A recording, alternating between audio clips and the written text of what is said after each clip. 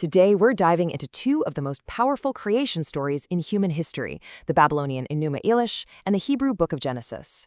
Now, you've probably heard the claim that Genesis just borrowed its story from the older Babylonian myth. But is that really true? It's like saying every love story copies every other one, just because they both have people falling in love.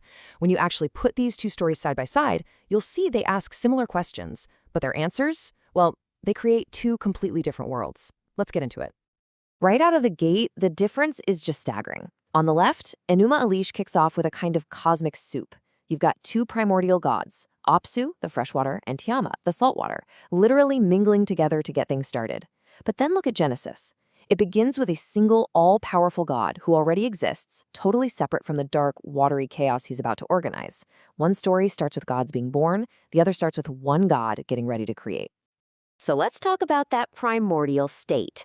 What was the universe actually like in each story before the real action began?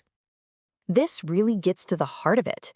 In Enuma Elish, the gods themselves are products of the universe. They're born from the mixing of Apsu and Tiamat. But in Genesis, you have this radical idea of monotheism. God isn't born from the universe. He exists before it.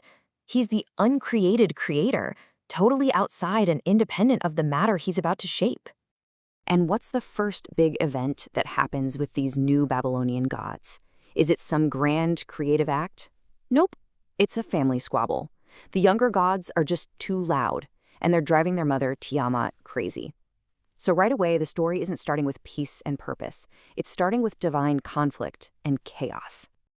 And that leads us right to the main event, how the world was actually made. Was it born from a brutal fight for supremacy, or was it spoken into existence by a simple, powerful command?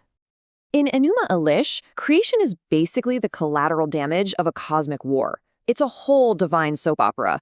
The father, Apsu, wants to murder his kids because they're too noisy. One of the sons, Ea, kills him first to prevent it.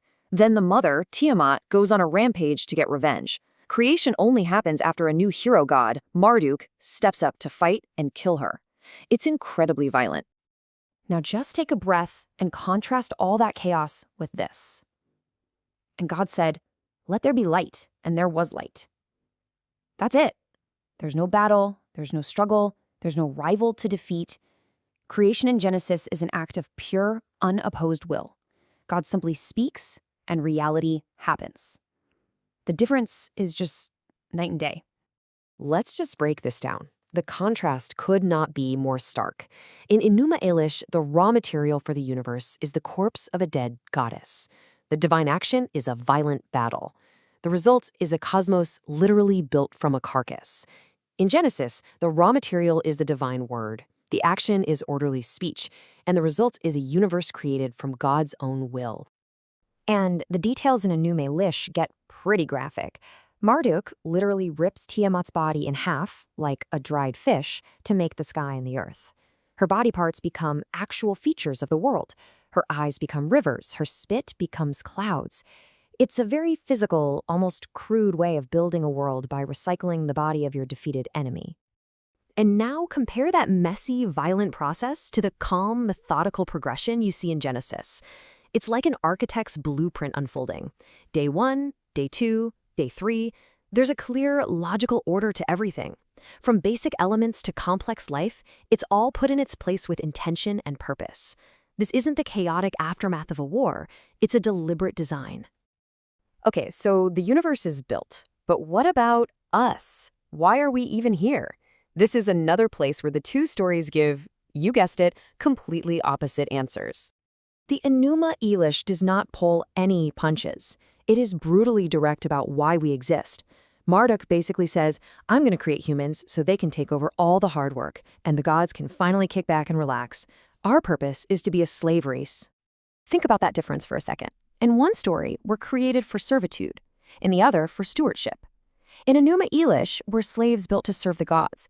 In Genesis, we are created in the image of God to represent his good rule on earth. That's an absolutely massive statement about the inherent dignity and value of every human being.